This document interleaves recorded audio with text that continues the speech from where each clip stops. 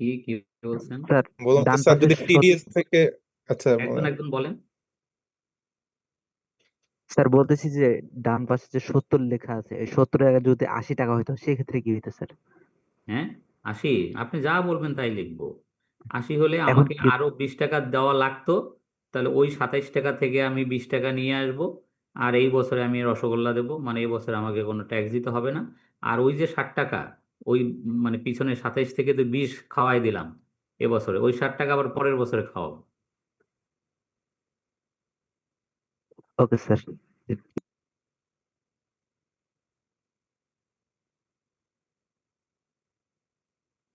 Sir এটা কি শুধু ব্যাংক ইন্টারেস্টের ক্ষেত্রে?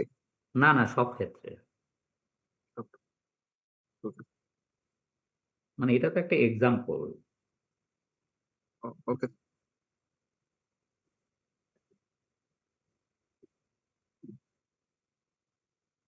বুঝছেন?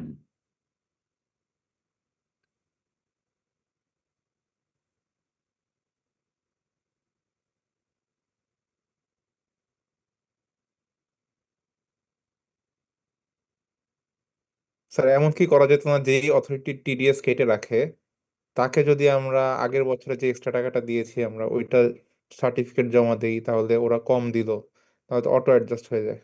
না, ওটা হবে না, ওরকম কোনো বিধান নাই, আইন নেই। জি স্যার।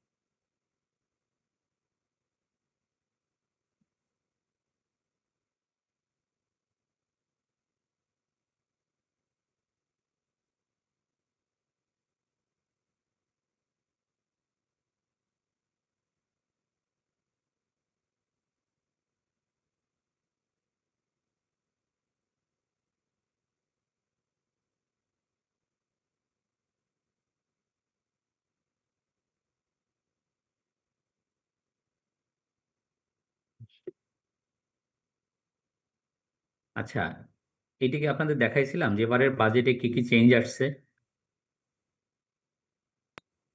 না স্যার। না না স্যার, স্যার আচ্ছা, স্যার অ্যাসেসমেন্টটা আনসার দেন নাকি? অ্যাসেসমেন্টটা দেখাচ্ছে, সব হবে। আমি কোনো কিছু বাদ দিয়ে যাব না, বুঝছেন? মানে সিলেবাসের কোনো অংশ বাদ থাকবে না।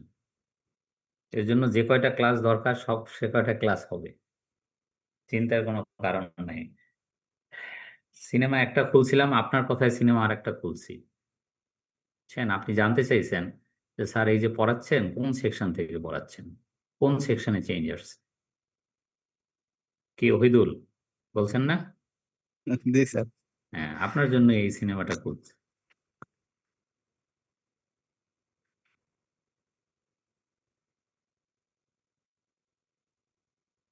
আচ্ছা, এবারের বাজেটে মানে কি কি চেঞ্জ আসছে, total budget, national budget at a glance, তারপরে এনবিআর এর যে বাজেট টার্গেট, সেই বাজেট টার্গেটের যে বিভাজন, যে কাকে কত টাকা আদায় করে দিতে হবে সেইটা। আর রেট তো এটা আমরা জানি, এবারের ফাইন্যান্স অর্ডিন্যান্সে রেট এবছরের আগামী 2 বছরের রেট দিয়ে দিছে, এই আর কি। আর কোম্পানির ট্যাক্স রেটগুলো এগুলো আমাদের মানে আগেই পড়ানো হয়ে গেছে।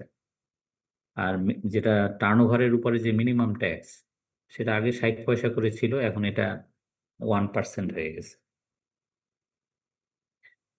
ব্যক্তিগত মানে গাড়ির যেটা, সেটার ক্ষেত্রে বলছে যে যদি কেউ, if anybody buys second car at joint name, then also 50% more AIT will be applicable for him, বুঝছেন?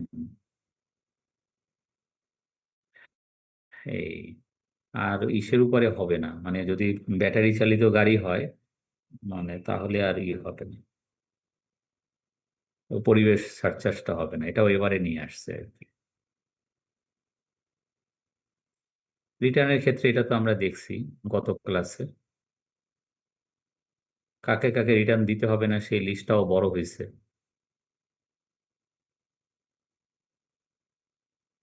এখানে এই জিনিসটা আপনারা দেখছেন কিনা আমি জানি না। দেখেন, 1, 2, 3। 1 নম্বর, return filed after the end of the relevant assessment year will be treated as normal return. এটা পরীক্ষায় আসতে পারে, আপনার এমসিকিউতে আসতে পারে, যে কেউ যদি সারা বছরের মধ্যে রিটার্ন না দেয়, রিটার্নের টাইম তো লাস্ট ডেট আমরা জানি 30শে নভেম্বর, 30শে নভেম্বর গেছে, পুরো বছরটাই গেছে। তারপরে যে যদি গিয়া মানে পুরো বছর যাবে কবে, আগামী 30শে জুন 2026 এই অ্যাসেসমেন্ট ইয়ারটা শেষ হয়ে যাবে। এখন যে অ্যাসেসমেন্ট ইয়ার চলতেছে 2025-26, তো এটা শেষ হবে কবে, 30শে জুন 2026। কেউ যদি সময় মতো রিটার্ন দাখিল না করে 30শে নভেম্বর 2025-এর মধ্যে, ইভেন সে যদি পুরো অ্যাসেসমেন্ট ইয়ারের মধ্যেও রিটার্ন সাবমিট না করে, অ্যাসেসমেন্ট ইয়ার পার হয়ে গেলে সে আর সেলফ অ্যাসেসমেন্টে রিটার্ন সাবমিট করতে পারবে না, তাকে নর্মাল রিটার্ন সাবমিট করতে হবে। সময় গেলে সাধন মেলে না। তো এটা একটা কোশ্চেন, এটা একটা এমসিকিউ, যে কেউ যদি রেলিভেন্ট অ্যাসেসমেন্ট ইয়ারের মধ্যে রিটার্ন দিতে ব্যর্থ হয়, তাহলে সাবসিকুয়েন্টলি সে কি সেলফ অ্যাসেসমেন্টে রিটার্ন দাখিল করতে পারবে? উত্তর হচ্ছে না। তাহলে কেন পারবে না? আইনই বলতেছে। কোন আইনে বলতেছে? এই যে সেকশন লেখা আছে 175, 175 ধারায় নতুন এই চেঞ্জটা আসছে। তো বলতে পারেন সেলফ অ্যাসেসমেন্ট কি, ওইটাই পড়ানো হবে আজকে, ওইটাই খুলছিলাম। আমরা আপনার কথায় এইখানে আসছি, গেল 1 নাম্বার। তারপরে 2 নম্বরে বলছে যে if return has not been ফাইলড against notice under section 172 or notice under section 212, and if assessment is done by the DCT for that assessment year, then assessee will not get opportunity to file the return. মানে dangerous একটা আইন। বেশি বলি, সেটা হচ্ছে একজন করদাতা সে যদি সময় মতো রিটার্ন দাখিল না করে, তাহলে তার কাছে রিটার্ন চাওয়ার ধারা হচ্ছে 172। 172 ধারায় ডিসিটি তাকে নোটিশ করে যে হে সম্মানিত করদাতা, আপনার রেকর্ড দেখে দেখা যায় যে আপনি রিটার্ন দাখিল করেননি, সুতরাং আপনাকে রিটার্ন দাখিল করতে অনুরোধ জানানো যাচ্ছে। তো সে এটার কোনো তোয়াক্কা করলো না, রিটার্ন দিল না। অথবা 212 ধারায় প্রিভিয়াস ইয়ারের জন্য ডিসিটি নোটিশ করলো, মানে কারেন্ট ইয়ারের নোটিশ রিটার্ন চাওয়ার ধারা হচ্ছে 172, আর আগের বছরের ধরেন সে গত 2-3 বছর যাবৎ সে রিটার্ন দেয় না, তাহলে আগের বছরগুলোর রিটার্ন চাওয়ার ধারা হচ্ছে 212। ডিসিটি যে ধারায় নোটিশ করবে আর কি, নোটিশ করে তার কাছে রিটার্ন চাইবে, তো সেটাও কোনো তোয়াক্কা করলো না। তো যদি দেখা যায় যে কোনো করদাতা সে সময় মতো রিটার্ন দাখিল করেনি, প্লাস তাকে রিটার্ন দাখিলের জন্য নোটিশ করা সত্ত্বেও সে রিটার্ন দাখিল করেনি, এমত অবস্থায় ডিসিটি যা ভালো মনে করে নিজে নিজে একতরফাভাবে একটা অ্যাসেসমেন্ট করে দিছে, একটা ট্যাক্স ধার্য করে পাঠিয়ে দিছে। তো যদি তাই হয়ে থাকে, তাহলে জীবনে সে আর কোনোদিন রিটার্ন সাবমিট করতে পারবে না ওই বছরের। বোঝেন অবস্থা। 3 নাম্বার হচ্ছে revise return can be ফাইলড if any avoided or misstatement found, provided that the tax liability will not decrease. তার মানে একটা লোক রিটার্ন দাখিল করার পরে সে আবার সংশোধিত রিটার্ন দাখিল করতে পারবে বটে, কিন্তু আহ, তাতে করে জানি তার ট্যাক্স আবার কমে না যায়, সেটা খেয়াল রাখতে হবে। তাহলে রিভাইজ রিটার্ন নট অ্যাকসেপ্টেবল।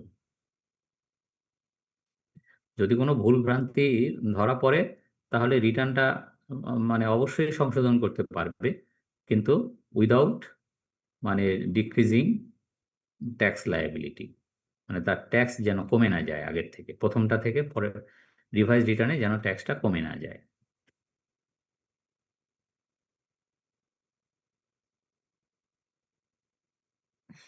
কোনো কোশ্চেন এই স্লাইডে?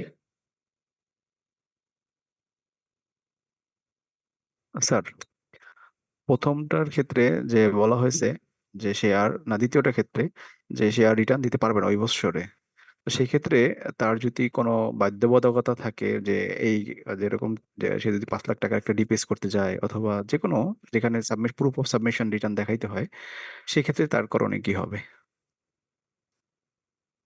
সেটাই তো কথা, মানে সে সব জায়গায় ঝামেলায় পড়ে যাবে। মানে এখন ব্যাংকে যদি সে একটা এফডিআর করতে যায় বা কোনো কিছু করতে যায়, তো করবে প্রুফ অফ সাবমিশন দেওয়া তো বাধ্যতামূলক, যেখানে সে না দিলে ওই 50% হায়ার রেটে ট্যাক্স কাটবে। যেখানে তার ইন্টারেস্টের উপরে 10% ট্যাক্স কাটার কথা, সেখানে 15% কাটবে।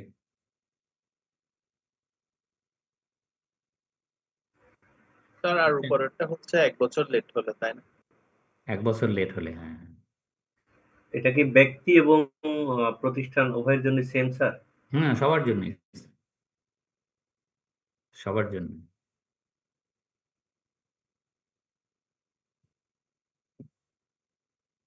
এবং এইখানে যে দেখতেছেন 1, 2, 3, তিনটেই ডেঞ্জারাস কিন্তু। এই জন্য সবসময় মানে ল অ্যাবাইডিং থাকা ভালো।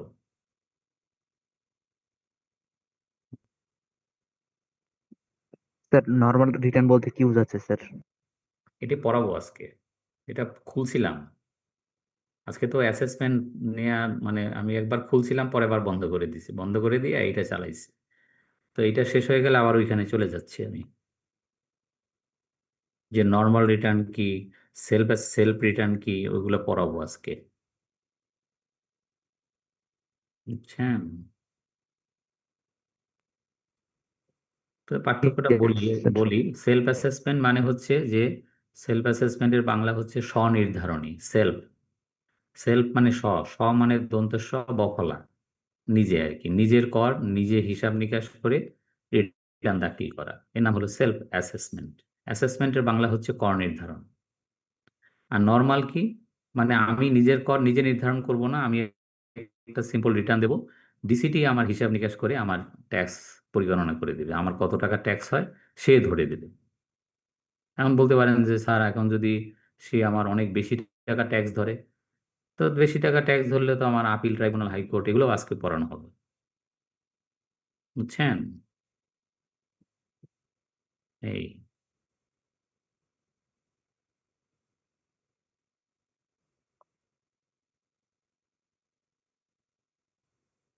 স্যার দেখেন স্যালারি। হ্যাঁ বলেন। ব্যাংকে যে আমরা এফডিআর করি, তো এফডিআর এর তো আমরা আমাদের প্রফিটের উপর একটা ট্যাক্স কেটে রাখে 10% বা 15%। হুম, ওই টিডিএস হিসেবে গণ্য হয় না স্যার? Right, right. স্যার গণ্য হলে আমি যদি ওদেরকে ট্যাক্স রিটার্নটা না দিই, তাহলে 15% কেটে রাখতেছে, তাতে তো আমার ট্যাক্স ডিডাক্টেড সোর্সটা আরো বেড়ে যাচ্ছে। এটা তো রাইট। স্যার আমার জন্য সুবিধাজনক হয়ে যায়। দুঃখজনক। সুবিধাজনক হয় না স্যার এটা, যে আমার বেশি টিডিএস হয়ে গেল, তো পরে আমার যদি ওখানে অ্যাডজাস্ট করতে আবার ও ও মানে আমার যদি মেইন ট্যাক্সটা স্যার আরো বেশি আসে, তখন আমি আসলে সুবিধা পেয়ে যাব।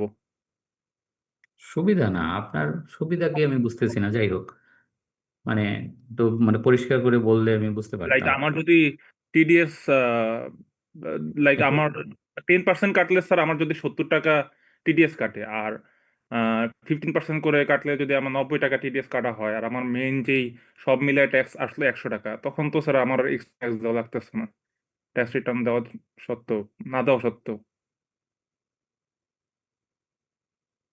কি উল্টাপাল্টা বলে যাচ্ছেন আমি বুঝতেছি না। আচ্ছা স্যার, এটা কমপ্লিকেটেড হয়ে যাচ্ছে।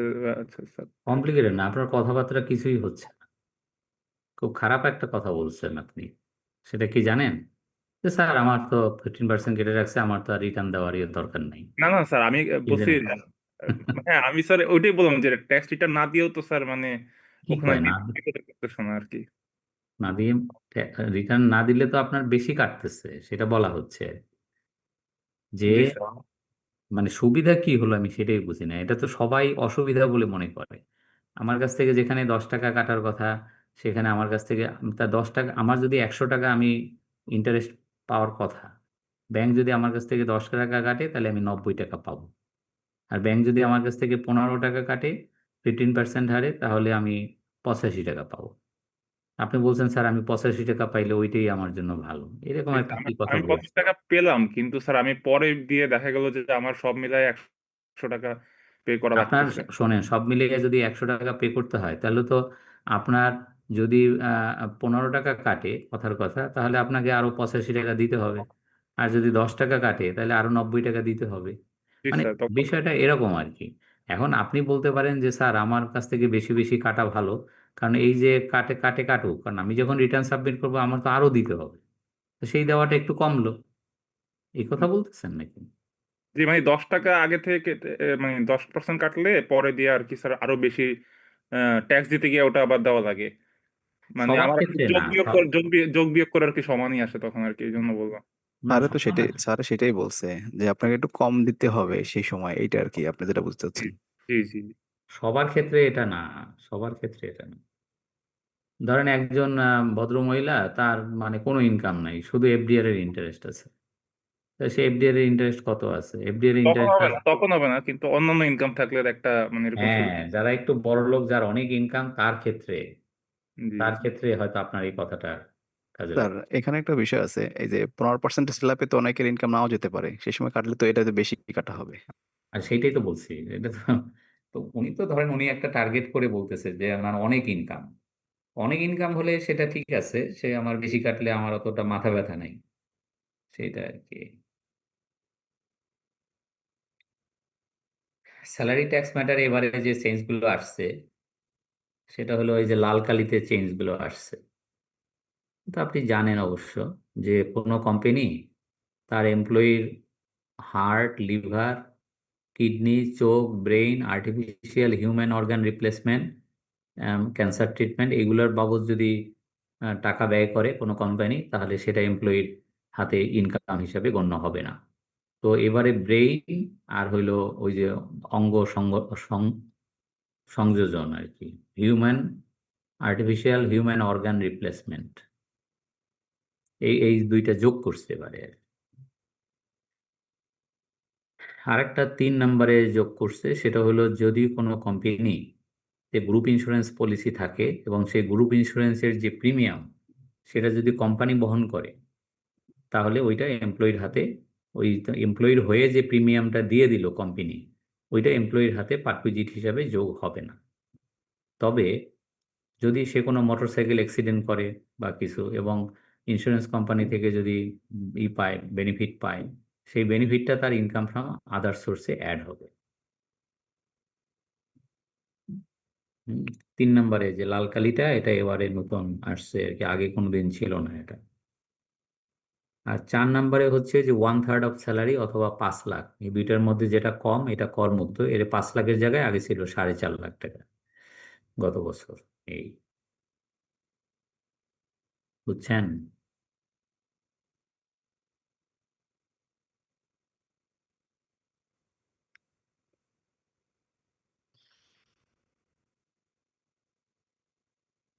এইটাও নতুন আসছে।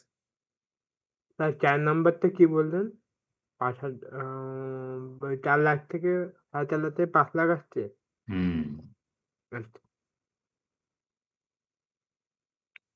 মানে গত বছর এটা ছিল 4.5 লাখ। আপনারা তো 5 লাখ টাকা দিয়েই আমরা যতগুলো অঙ্ক করাইছি সবই জি 5 স্যার, লাখ জি টাকা, স্যার, তাই না? জি কিন্তু স্যার। এটা আগের বছর 4.5 লাখ ছিল, 1/3 অফ গ্রস স্যালারি আর 4.5 লাখ, হুইচেভার ইজ লোয়ার, এটা ছিল এই আর কি। স্যার 3 নম্বরটা আরেকবার বলবেন প্লিজ?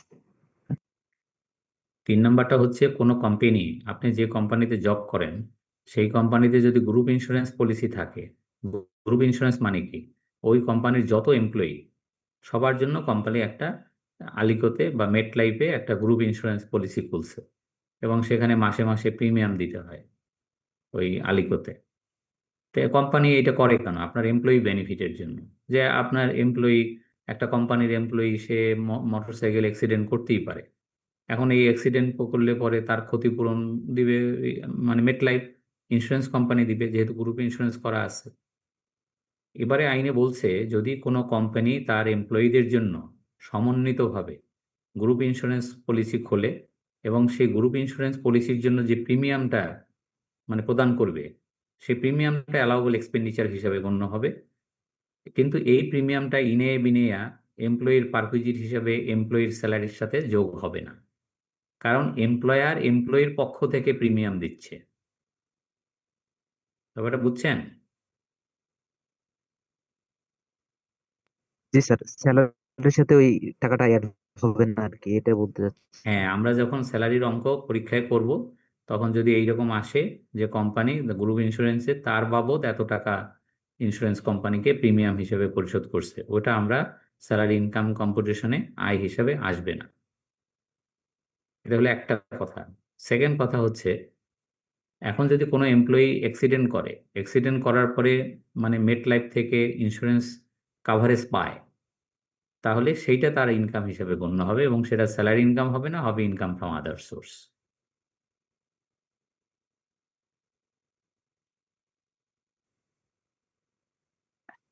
Clear sir.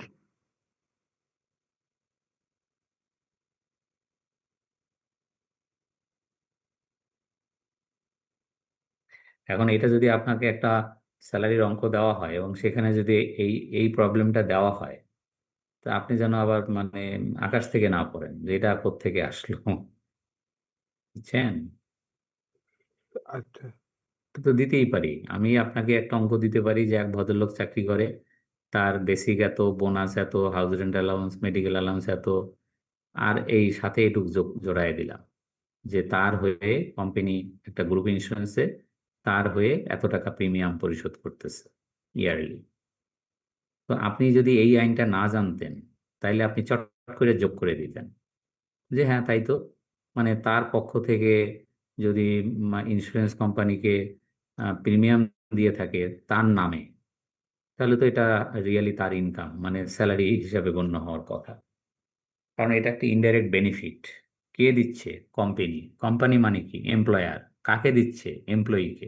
এমপ্লয়ি এখন হাতে পাচ্ছে না, সেটা বটে, কিন্তু এমপ্লয়ার তার জন্য দিবে কেন?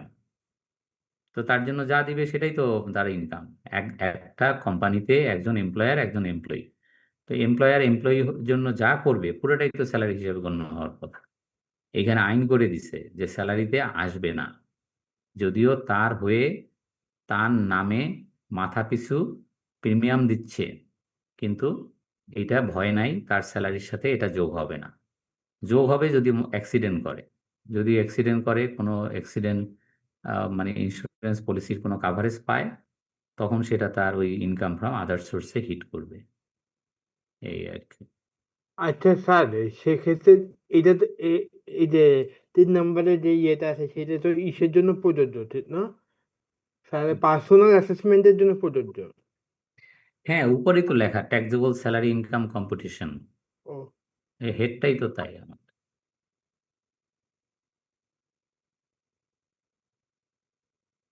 ওকে স্যার, ঠিক আছে। হুম। দেখেন এই জিনিসটা পরীক্ষায় যদি অঙ্ক আসে, কত সিসি পর্যন্ত গাড়ি দিলে কত টাকা তার ইনকামের সঙ্গে যোগ হবে, এটা একটু মুখস্থ রাখতে হবে, কিন্তু নাহলে পরীক্ষার হলে স্যালারির অঙ্কটা আপনি করতে পারবেন না। 1500 সিসি গাড়ি যদি মানে কোম্পানি থেকে সে পায়, তাহলে বছরে 1,80,000 টাকা, মানে 15,000 টাকা গুণ 12 মাস, এরকম 2000 সিসি পর্যন্ত পেলে এরকম এরকম এই জিনিসটা আসলে মনে রাখাও ডিফিকাল্ট কিন্তু।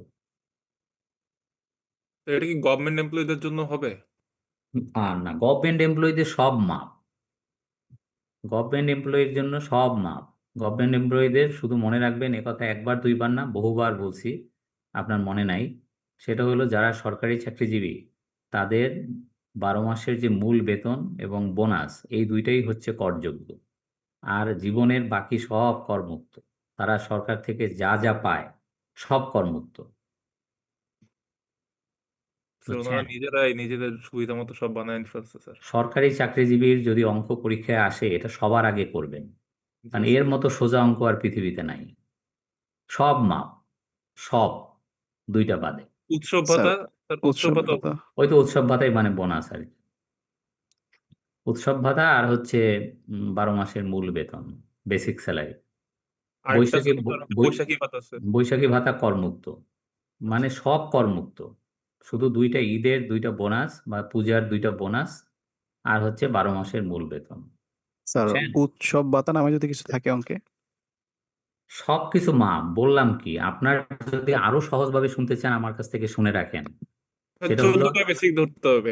এই যে বলে ফেলছি আমি, যে এর মতো সোজা অঙ্ক আর পৃথিবীতে নাই। স্যার বুঝতে পারিনি ওনার কথাটা, কিন্তু মানে একজনের বেসিক স্যালারি হয় যদি মানে 50,000 টাকা, ওইটাকে 14 দিয়ে গুণ দিলেই তার অঙ্ক শেষ, এক স্যার মিনিটে অঙ্ক। ওইটাকে কি আবার 3 দিয়ে ভাগ দিতে হবে? 5 লাখ টাকা হিসাব করতে হবে? জি না, 5 লাখ হলো বেসরকারি। আচ্ছা। ভুল করতেছেন আপনি। মানে ওটা জাস্ট বেসরকারিদের জন্য, আর সরকারিদের জন্য বেসিক আর কি স্যার। সরকারিদের জন্য বেসিক আর বোনাস আর সব মাপ। স্যার স্যার সে যদি লাক্সারি যদি গাড়িও কিনে স্যার তাও মাফ হয়ে যাবে? হ্যাঁ, কি কি মানে সে যদি লাক্সারিয়াস গাড়ি কেনে স্যার সেটাও কি মাফ হয়ে যাবে সেক্ষেত্রে?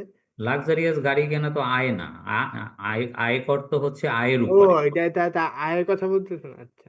আর আমাদের পুরো ক্লাসটাই হলো ইনকাম ট্যাক্সের ক্লাস। আমরা পড়াই কি? আপনি চলে গেছেন তার সম্পদে, সে গাড়ি কিনতেই পারে, লাক্সারি গাড়ি কিনতে পারে না, তার বাপ দাদা জমিদার ছিল, তো সে একটা গাড়ি কিনতে পারে না, সেগুলো তো কোনো বিষয় না। স্যার ফাইন্যান্সিয়াল ইনকাম আসবে? ফাইন্যান্সিয়াল ইনকাম আসলে তো সরকারি বেসরকারি একই নিয়ম। স্যার এআইটি কি কোনো টিডিএস হিসেবে পড়ে? হ্যাঁ, অবশ্যই। তাহলে স্যার ধরেন একটা লোক সরকারি চাকরিজীবী, গাড়ি ওনার হচ্ছে ট্যাক্স আসে 5,000 টাকা মাসে, 5,000 টাকা বছরে। না না, শোনেন শোনেন শোনেন শোনেন, জি স্যার। আপনি কি কোশ্চেন করবেন সেটা আমি বুঝতে পারছি, উত্তরটা আগে শোনেন। তো বলেন যে স্যার আপনি কোশ্চেনের আগেই উত্তর, হ্যাঁ ইয়েস, কোশ্চেনের আগেই উত্তর। আপনি কি বলবেন ওটা আমি বুঝে গেছি। আপনি কি বলবেন আমাকে, আমি আপনাকে বলি, সবার উদ্দেশ্যে বলি। উনি আমাকে যেটা কোশ্চেন করতে চাচ্ছে সেটা হলো যে স্যার, এরকম একজন লোক সরকারি চাকরি করে, তার বেতনের উপরে ট্যাক্স আসে 5,000 টাকা, কিন্তু তার একটা ব্যক্তিগত গাড়ি আছে, এই গাড়ির জন্য তার এআইটি দিতে হচ্ছে প্রতি বছর 25,000 টাকা। তো এখন স্যার তার কি হবে? হুম তো এখন উত্তরটা এরকম এরকম হবে, 25,000 টাকা যে গাড়ির জন্য এআইটি, এইটা তার বেতনের সাথে সমন্বয় হবে, বেতনের যে সাথে যে ট্যাক্স, ওই ট্যাক্সের সাথে সমন্বয় হবে। তো তার ট্যাক্স আসে কত? 5,000 লেস এআইটি পেইড অন কার 25,000 সমান সমান রসগোল্লা। 5,000 মাইনাস 25,000 সমান সমান 0। মানে এই যে 20,000 টাকা তার যে এক্সেস পেমেন্ট, এটা সে সারা জীবনেও কোনোদিন এটা সমন্বয় করতে পারবে না, এটা শেষ। স্যার পরের বছর যদি গাড়িটা বিক্রি করে দেয় আর তার তো এআইটি দিতে হচ্ছে না, ওটা স্যার ক্যারি ফরওয়ার্ড হবে না আর সামনে? গাড়ি বিক্রি করুক আর না করুক, মানে আইনে বলছে যে গাড়ির জন্য যে সিসি ভিত্তিক যে এআইটি দিতে হয় বিআরটিএতে বাৎসরিক ভিত্তিতে, এইটা সে যে ইনকামই করুক, সে মুদি দোকানদার হইতে পারে, সে চাকরিজীবী হইতে পারে, সে বেসরকারি চাকরিজীবী হতে পারে, সরকারি চাকরিজীবী করে যা হয় হোক, এটা তার তার যে ট্যাক্স আসবে সেই ট্যাক্সের সাথে সমন্বয় হবে। ট্যাক্সের সাথে যতটুকু সমন্বয় হওয়ার হবে, যতটুকু সমন্বয় হবে না অসমন্বিত থাকবে, ওটাকে সে ভুলে যেতে হবে, মানে ওটা ওখানেই কবর দিয়ে যেতে হবে, ওই বছরই ওটার কবর রচিত হবে, ওটা সে ভবিষ্যতে আর এটা টানতে পারবে না, বুঝছেন? জি আর স্যার। যে 2টা গাড়ি কিনে তাহলে কি ওয়েলথ ট্যাক্স দিতে হবে? সেটা তো অন্য কোশ্চেন, একটা একটা কোশ্চেনের উত্তর দিই, উনি যে কোশ্চেনটা করছে সেটার উত্তরটা হলো কিনা, জি স্যার, বা বুঝতে কোশ্চেনটা পেরেছি। বুঝতে পারছি কিনা আমি। জি জি স্যার স্যার, জি ওনারা। স্যার, বুঝছি হ্যাঁ, বুঝছি স্যার। না না, আপনি তো কোশ্চেনই করতে পারেন নাই, কিন্তু আমি আমি ধারণা করতেছি যে আপনি এই কোশ্চেনটাই করতে জি চাচ্ছেন। স্যার, আমার কোশ্চেনটা ছিল যে আমি একটু এক্সট্রা করতাম যে হচ্ছে গাড়িটা বিক্রি করে করে দিলে কি হবে, যে পরের বছর কি আবার আচ্ছা, এখন আসেন যে পাঁচ পরের হাজার বছর। টাকাটা দেওয়ার কথা 5,000 টাকা দিতে হবে কিনা, এটাই আর কি করতাম। হ্যাঁ, হবে হবে। আচ্ছা, পরের বছরের ইতিহাসে আসেন। এই ভদ্রলোক পরের বছর গাড়িটা বিক্রি করে দিছে, ওই 25,000 টাকার এআইটি নাই। তো পরের বছর ওই লোকটার ট্যাক্স আসছে কত? 6,000 টাকা, কথার কথা। তাইলে কি এই 6,000 টাকা তাকে দিতে হবে? আগের বছর যে 20,000 টাকা বেশি দেয়া আছে ওখান থেকে কি সমন্বয় করা যাবে না? উত্তর হচ্ছে 9 আকারে না। বুঝছেন? এই 6,000 টাকা তার পকেট থেকে আবার নতুন করে দিতে হবে। জি স্যার, এটাই কোশ্চেন ছিল স্যার হুম আমার। তো এই কোশ্চেন তো করা লাগে না, কারণ আপনার এই কোশ্চেনের উত্তর তো আমি আগে দিয়ে দিচ্ছি, আপনি শোনেন নাই। সেটা হলো যে তার 5,000 টাকা ট্যাক্স আসছে, কিন্তু 25,000 টাকা তার দেয়া আছে, সুতরাং 5,000 মাইনাস 25,000 সমান সমান 0। এবং জি স্যার। একথাও বলছি আপনাকে, এই যে আপনি মনে করতেছেন যে আমার 20,000 টাকা এখানে আমার জলে গেল, এই 20,000 টাকা আমার বেশি দেয়া আছে, এটা আপনি জীবনেও কোনোদিন এটা ক্যারি ফরওয়ার্ড করতে পারবেন না। ফিউচারে আপনার যে ট্যাক্স আসবে সেটা দিতে হবে, আপনার এইখান থেকে নিয়ে ওটাকে সমন্বয় করবেন, সেটি হবে না। জি স্যার, এটা টিডিএস তো এই জন্য স্যার আমি হ্যাঁ, ওই। কিন্তু এটার আইনটা ভিন্ন, এটা টিডিএস না, এটা এআইটি। আচ্ছা। মানে অল টিডিএস আর এআইটি, বুঝছেন? সমস্ত টিডিএস এআইটি, যত TDS tax deducted at source all আর অ্যাডভান্স পেমেন্ট অফ ট্যাক্স, কিন্তু all AIT not TDS. AIT TDS না, কিন্তু টিডিএস এআইটি। জি স্যার, এবার ক্লিয়ার হয়েছে। বুঝছেন?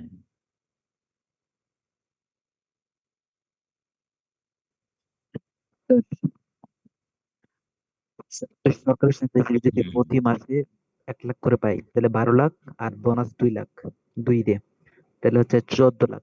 এখন এটার ক্ষেত্রে কি আমরা যে 3 ভাগ দিব, 3 ভাগের 1 ভাগ নিব নাকি আর 5 লাখ বেশি, এরকম নিয়ম না? এই নিয়মটা আমার আসলে কনফিউজ, কি বলবেন?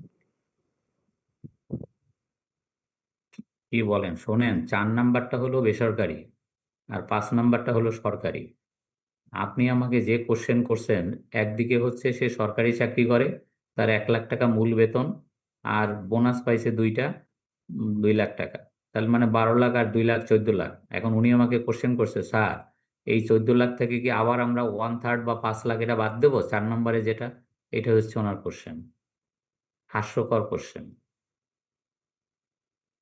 ওই যে 1/3 বা 5 লাখ এটা বেসরকারি চাকরিজীবীদের বেলায় অ্যাপ্লিকেবল, আর সরকারি চাকরিজীবীদের বেলায় হচ্ছে 5 নাম্বারটা অ্যাপ্লিকেবল। সরকারি চাকরিজীবীদের ক্ষেত্রে 4 নাম্বারটা অ্যাপ্লিকেবল নয়। বুঝছেন? কই যে কোশ্চেন করছেন সে কই গেল? জি স্যার, হুম? তাহলে 14 লাখ টাকা তাহলে কিভাবে হিসাব হচ্ছে? এটা আমি বুঝতে পারি আর কি, কনফিউজ। বুঝে নাই কি? ওই 14 লাখ টাকা কিভাবে হিসাব হচ্ছে ট্যাক্সের ক্ষেত্রে? শোনা যায় না, আপনার সাউন্ড ক্লিয়ার না, ভালো করে বলেন স্পষ্টভাবে। 14 লাখ টাকা কিভাবে হিসাব হচ্ছে তাহলে? এটা 14 লাখ টাকা থেকে কি বাদ দিবেন তাই? হ্যাঁ, জি স্যার। হ্যাঁ, এটাই জিজ্ঞেস করতেছে 14 লাখ টাকা থেকে কি বাদ দিবে। কয় কি এই জীবনে সব বাদ স্ল্যাব হয়ে অনুযায়ী হবে তো। বলে কি? বলে কি সে বাড়ি ভাড়া ভাতা, চিকিৎসা ভাতা, বৈশাখী ভাতা, আপ্যায়ন ভাতা, কত কিছু বাদ গেছে, বাদ দিয়ে শুধু বলছে সব বাদ, সব বাদ, শুধু ওই 14 লাখ। সে পাইছে তো বছরে বেতন পাইছে 40 লাখ। আপনি কি বুঝছেন আমার কথা? 14 লক্ষ টাকায় ট্যাক্সেবল ইনকাম, এটাই জিজ্ঞেস করতে চাচ্ছি। হ্যাঁ, কিন্তু উনি বলে কি স্যার আর বাদ যাবে কি? আরে সব বাদ দিয়ে তো 14 লাখ। 14 লাখ টাকার উপরে স্ল্যাব রেটের ট্যাক্স। মানে উনি বুঝতে পারতেছে না, উনি হয় কি চাকরি করে না তো। সরকারি যারা চাকরি করে তারা শুধু মূল বেতন আর বোনাস পায় না, অনেক কিছু পায়। সেই যা যা পায় সব মাপ। বলতে পারেন স্যার কি কি পায় একটু শুনান না? শুনাইছি তো, বাড়ি ভাড়া ভাতা, চিকিৎসা ভাতা, যাতায়াত ভাতা, তারপরে বৈশাখী ভাতা, আরো অনেক কিছু পায়, at the time of retirement পায়, লাম গ্রান্ট পায়, এটা ওটা অনেক কিছুই, আচ্ছা স্যার, এইবার সব একটা কিছু কথা। মাপ। হ্যাঁ বুঝছেন? স্যার, হ্যাঁ তা আরেকটা কোশ্চেন আছে। সে যদি মানে ধরেন একজন টিচার, স্যার, সে বেসরকারি ইউনিভার্সিটির টিচার, সে যদি বেসরকারি ইউনিভার্সিটি যদি ক্লাস নেয় স্যার, তাহলে কি সেই টাকাও কি মাফ হয়ে যাবে? জি না, মাপ হবে কেন? ও, শুধু সরকারি বেতন যা পাচ্ছে সেই বেতনের সে মানে মূল বেতন এবং ফেস্টিভ্যাল অ্যালাউন্স বা বোনাস যাই বলি না কেন ওইটুকুই ট্যাক্সেবল। যেমন উনি উদাহরণ দিছে যেটা 1 লাখ টাকা তার মূল বেতন আর 2 মাসে 2টা বোনাস পাইছে 14 লাখ টাকা, আরো অনেক কিছু পাইছে, সেগুলো সব হচ্ছে ট্যাক্স ফ্রি মাপ। উনি আমার জিজ্ঞেস করছে আরো কিছু মাপ যাবে কিনা, মানে এই 14 লাখের উপরই ডাইরেক্ট ট্যাক্স হবে নাকি আরো কিছু মাইনাস হবে। উনি সবসময় আমার কাছ থেকে জানতে চাচ্ছে যে স্যার আপনি একবার বলেন যে আবার 1/3 বা 5 লাখ এই 14 লাখ থেকে মাইনাস হবে, এইটা শুনতে চাচ্ছে। কেমনে বলি ওনারে ওইটা?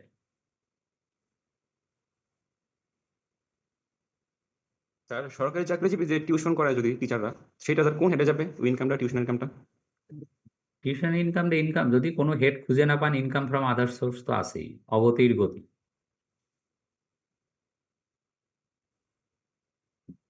জি স্যার, বুঝতে হ্যাঁ, পারছি। এই ঠিক আছে। শোনেন, আপনাদেরকে পরীক্ষায় ফেল করানো তো খুব ইজি, আমি দেখতেছি। কিরকম? একটা সরকারি চাকরিজীবীর অঙ্ক দিলেই হইল, ব্যাস পরীক্ষা ফেল নিশ্চিত। জি স্যার, আমরা দেখে দেবো, আমরা ম্যাথ করে দেবো ওই বেসরকারি হ্যাঁ ম্যাথ, কিন্তু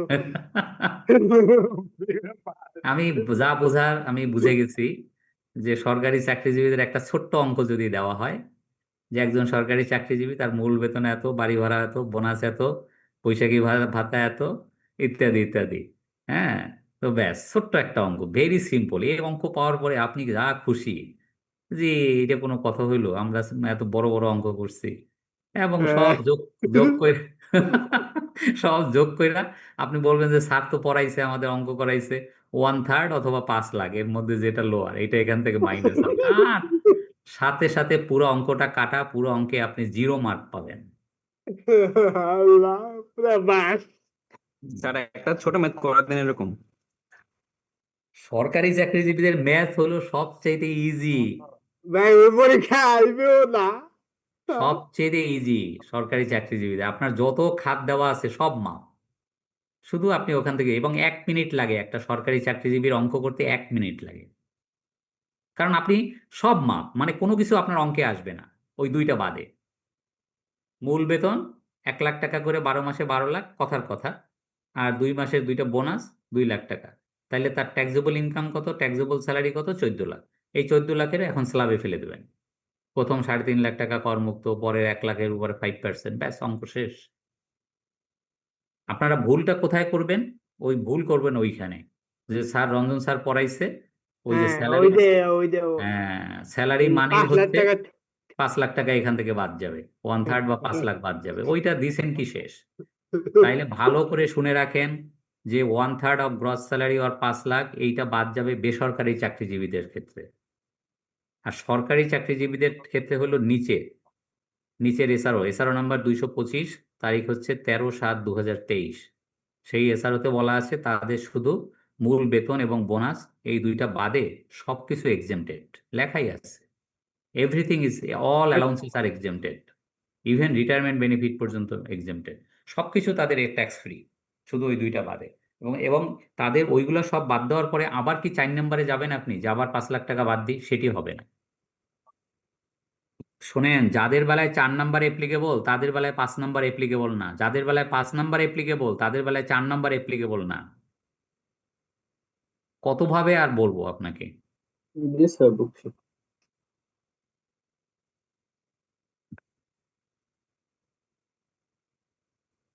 এইটাও আপনাকে একটু মুখস্থ রাখতে হবে, তাহলে বুঝছেন? ইয়া, হ্যাঁ, ওই 14 লাখ টাকা সাবরেটে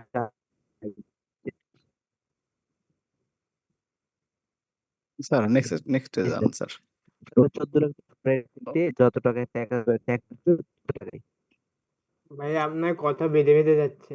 আচ্ছা, এটা হলো আপনার বিনিয়োগ রেয়াত, আপনি কত পাবেন।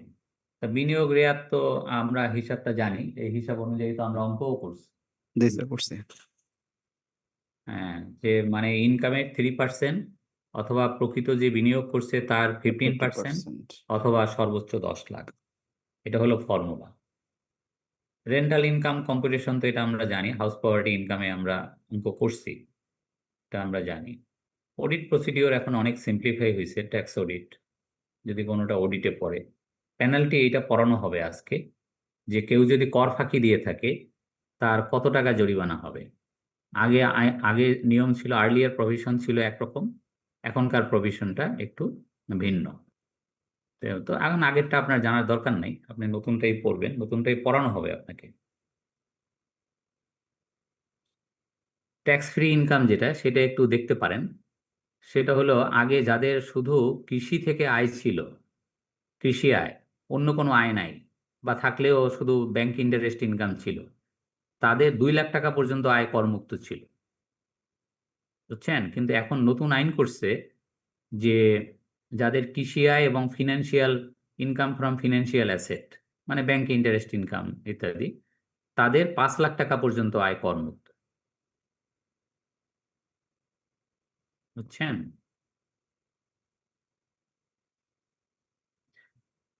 শোনেন, এই আরেকটা কিন্তু এমসিকিউ, আপনার পরীক্ষায় যখন যে এমসিকিউ হয় সেগুলো কিন্তু আমি বলি, আপনি নোট করেন কিনা আমি জানি না। এই যেমন একটা পরীক্ষার কোশ্চেন, সেটা হলো যাদের শুধু কৃষি আয়, মানে ইফ মানে only income is from agriculture, how much income is tax exempted, কত টাকা পর্যন্ত করমুক্ত। ডান পাশে লেখা 2 লাখ, 3 লাখ, 4 লাখ, 5 লাখ। এখন আপনি কোনটাতে টিক চিহ্ন দিবেন? আপনি 5 লাখ টাকায় টিক চিহ্ন দিবেন। যার হুম। শুধু আয়ের উৎস কৃষি, তার 5 লাখ টাকা পর্যন্ত আয় করমুক্ত, এবং কৃষির সাথে তার ব্যাংক ইন্টারেস্ট ইনকাম থাকলেও এই 5 লাখ টাকা করমুক্ত থাকবে। অন্য কোনো ইনকাম থাকলে হবে না। ধরেন আপনি চাকরি করেন আর আপনার কৃষি আয় আছে, তাহলে হবে না। এটা কৃষককে বেনিফিট দেওয়ার জন্য, বুঝছেন?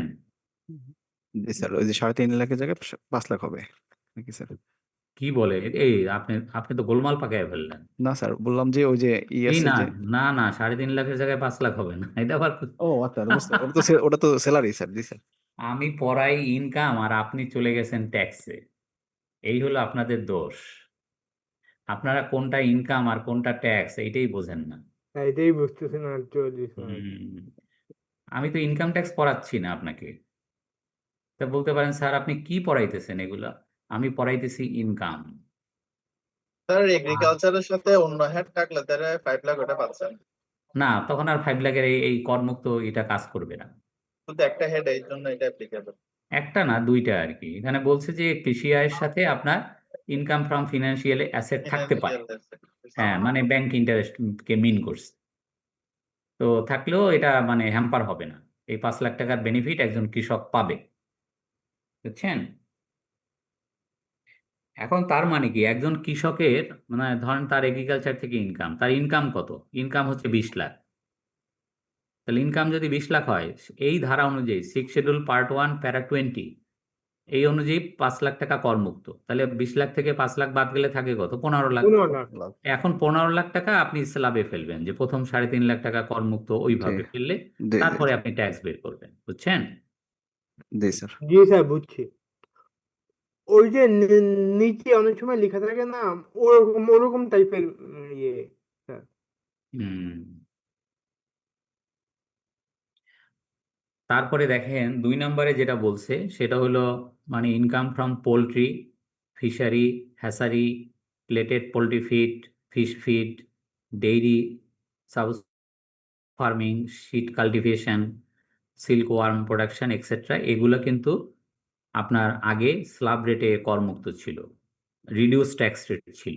প্রথম 10 লক্ষ নো ট্যাক্স, পরের 10 লক্ষের উপরে 5%, পরের 10 লক্ষের উপরে 10%, এইভাবে ছিল।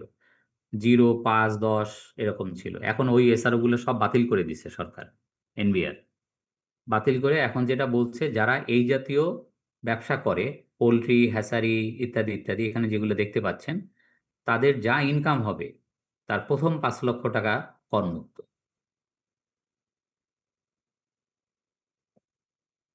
সে কোম্পানি হোক বা ব্যক্তি হোক, যেই হোক। হুম, ঠিক আছে। আর 3 নম্বরে যেটা, সেটা তো একটু আগে বলছি, যে যারা চাকরিজীবী তাদের বেতন থেকে আয়, তাদের আগে ছিল 1/3 of gross salary or 4.5 lakh.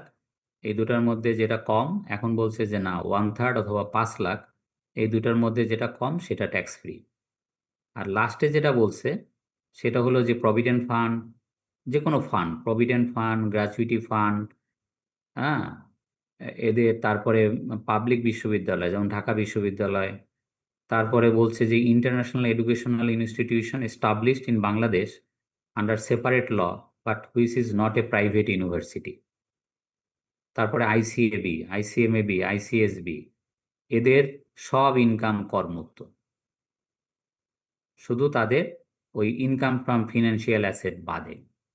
অর্থাৎ আপনার আইসিএবি, ঢাকা বিশ্ববিদ্যালয়, আইসিএমএবি, এদের কিছু আইডেল মানি এফডিআর করা থাকে। তো এফডিআর এর উপরে ইন্টারেস্ট হয়, সেই ইন্টারেস্টের উপরে আবার 10% ব্যাংক ট্যাক্স কেটে রাখে, ওইটাই ফাইনাল। এবং এই আইসিএবি, আইসিএমএবি, আইসিএসবি, এদের রিটার্নও দাখিল করতে হয় না, এবং এদের আদার যত ইনকাম আছে সব ট্যাক্স ফ্রি। ব্যাংক মানে ইনকাম ফ্রম ফিনান্সিয়াল অ্যাসেট বাদে তাদের যত ইনকাম আছে সব করমুক্ত।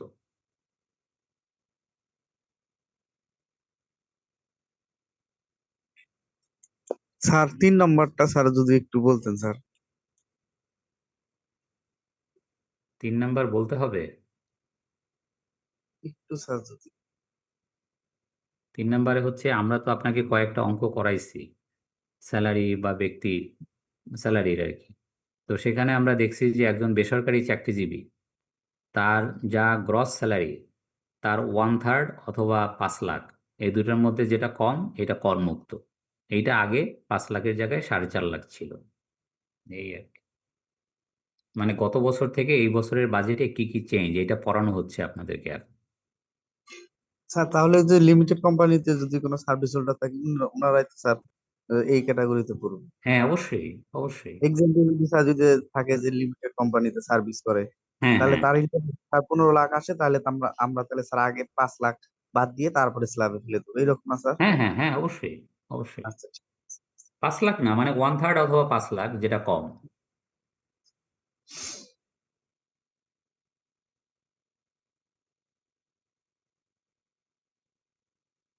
নিচেরটা বুঝছেন, 4 নাম্বারটা? জি স্যার, বুঝছি বুঝছি, এটা বুঝছি। শোনেন, আপনার যদি পরীক্ষায় মানে এভাবে আসে আপনি কি করবেন, যে যদি এরকম আসে যে আইসিএবি, আপনি তো আইসিএবির আন্ডারে পরীক্ষা জি দেবেন, স্যার। যদি বলা হয় যে আইসিএবি কে শুধু তাদের ইনকাম ফ্রম ফিনান্সিয়াল অ্যাসেটের উপরে ট্যাক্স দিতে হয়, আর সব ধরনের মানে ইনকাম আইসিএবির করমুক্ত, এবং তাদেরকে রিটার্নও দাখিল করতে হয় না, এই যে statement, whether it is true or false. এটা ট্রু। এটা ট্রু।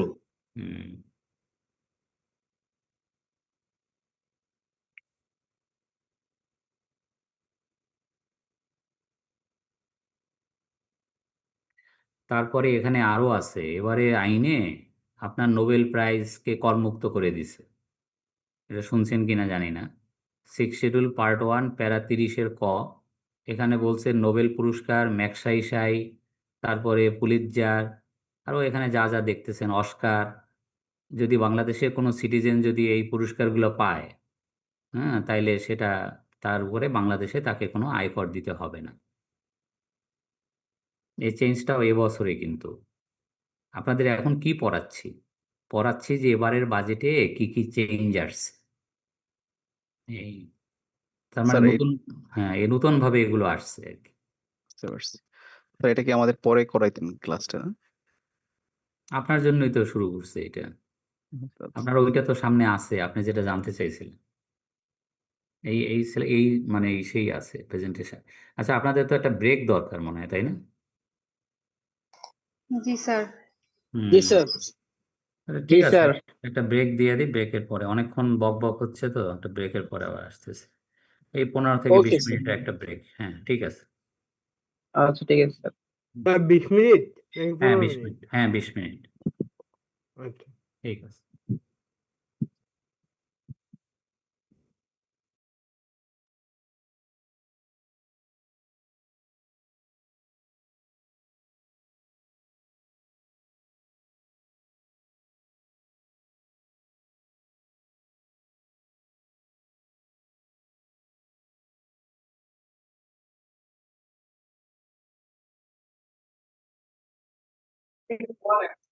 ব্রেক কয়টা পর্যন্ত হলো?